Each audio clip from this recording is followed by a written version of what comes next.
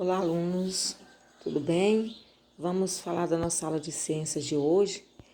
Nós vamos estar trabalhando com o tema Cuidados com o Solo e no Ambiente Agrícola, né, no livro de Ciências, na página 66 e 67.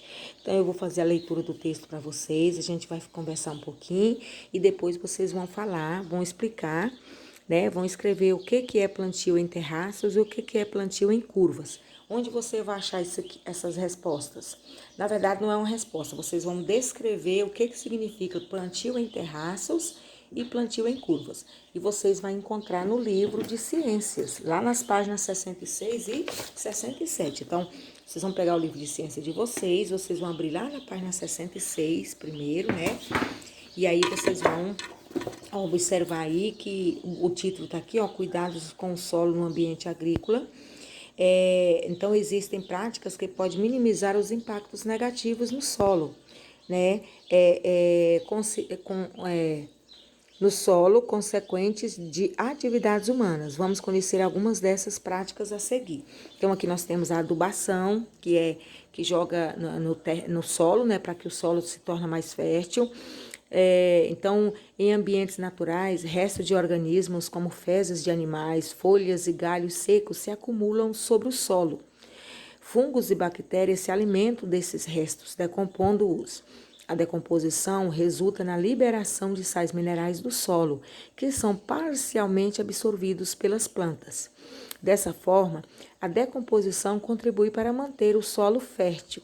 Porém, nas áreas cultivadas, as plantas geralmente são removidas após a colheita, e assim os nutrientes não retornam ao solo por meio da decomposição. Ao longo do tempo, com vários plantios e colheitas, o solo vai perdendo a fertilidade. Então, de acordo com o que vai se plantando, colhendo, plantando e colhendo, o solo, que é a terra, né, ela vai perdendo os seus nutrientes, porque aquelas plantações, elas vão roubando, vão pegando os nutrientes. E na medida que você usa muito, ela vai perdendo esses nutrientes. Por isso que há necessidade de uma adubação, um adubo artificial ou natural, como resto de animais, resto de plantas, resto de folhas, também serve como adubação. Ela acaba produzindo nutrientes que servem para as plantas, tá? Mas aí o ser humano, às vezes, quando tem muitos restos de plantas, etc., ele vai lá e toca fogo, né? E aí o que acontece? Aí ele mata todos os nutrientes que o solo poderia adquirir. Então, a adubação é uma maneira de minimizar esse impacto. Ela consiste em adicionar compostos chamados adubos ao solo para enriquecê-lo em quantidade e variedade de nutrientes. Os adubos podem ser orgânicos ou sintéticos. Os orgânicos são aqueles que é produzido pela natureza, que são resto de plantas, resto de animais. E os sintéticos ou orgânicos, e sintéticos, né, que são aqueles que é feito em fábricas e jogado ao sol. Os orgânicos são compostos de estéricos e restos de vegetais, enquanto os adubos sintéticos são produzidos industrialmente. Então, isso aqui, ó, aqui está o adubo sintético e aqui está o adubo orgânico. Outro tipo de adubo empregado principalmente em hortas e jardins é o humus da minhoca, né? Que é aquela terra mexida da minhoca. Ele é constituído de solo misturado com fezes de minhoca. As minhocas se alimentam de elementos orgânicos e minerais do solo e suas fezes formam um composto rico em nutrientes. Então, vamos lá. Agora, na página 67, vai falar sobre os tipos especiais de plantio, que é onde você vai estar respondendo a opção A e B, tá? Você vai olhar aqui no livro e vai copiar, colocar aqui na apostila de vocês o que vocês entendem por plantio em terraços e plantio em curvas. Então, tipos especiais de plantio. Os terrenos inclinados, como nos morros, são mais sujeitos à erosão, pois neles a água das chuvas escoa com maior velocidade. Existem técnicas que diminuem bastante a erosão em terrenos assim. Um deles é o plantio em terraços, em que os canteiros são construídos como se fossem grandes degraus de uma escada. Dessa forma, a água das chuvas desce pelo morro com menor velocidade e não carrega grande quantidade de partículas do solo. Então, tá aqui, ó, o plantio em terraços, tá? Ó, você viu aí, né? Tá bem nítido aqui, ó, que é uma plantação de arroz em terraços, tá? Então, eles fizeram esses canteiros, né? E como se fosse grandes degraus. Então, ele vai subindo, né? E aí, evita que a água da chuva escoa e carrega o solo e carrega até a plantação.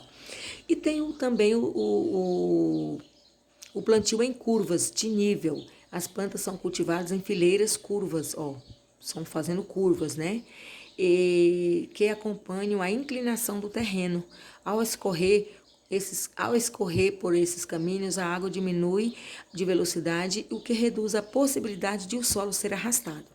Em muitas culturas, o solo fica descoberto entre o fim de uma colheita e o plantio da próxima. Nesse período, ele está mais sujeito à erosão, porque a chuva cai direto no solo, vai cavando o solo, né? Cobrir o solo com folhas secas, palha e outros restos de plantas após a colheita é outra medida que ajuda a diminuir a erosão, além de manter a umidade. Além da água, o vento também pode carregar partículas de solo e provocar erosão. Plantar fileiras de árvores e cercas de arbustos em locais altos onde venta muito ajuda a diminuir a força das correntes de ar. Essas fileiras de árvores são chamadas de quebra-vento. Então, planta árvores, né, para quando vir um vento não ir diretamente no solo, né? E aí isso chama-se quebra-vento. Aí aqui vocês viram que eles fizeram a colheita e deixaram o resto das plantas aqui no chão, que protege o solo também e serve também de adubo. Então, aí você vem aqui na sua apostila e você vai falar sobre plantio em terraço. O que é plantio em terraço? Plantio em terraços, né? Os canteiros são construídos como se fossem grandes degraus de uma escada. Aí, plantio em curva, as plantas são cultivadas em fileiras curvas que acompanham a inclinação do terreno, tá bom? Aí você vai colocar aqui. Então, a nossa aula de ciências é isso, viu, gente? Preste atenção no vídeo, na explicação da professora e depois vocês realizam a atividade na apostila, tá bom? Vocês vão usar o livro apenas para vocês acompanhar a explicação e também para vocês responder as questões A e B na apostila, mas você vai precisar do livro para você poder encontrar a sua resposta, tá bom? Fique com Deus e até amanhã.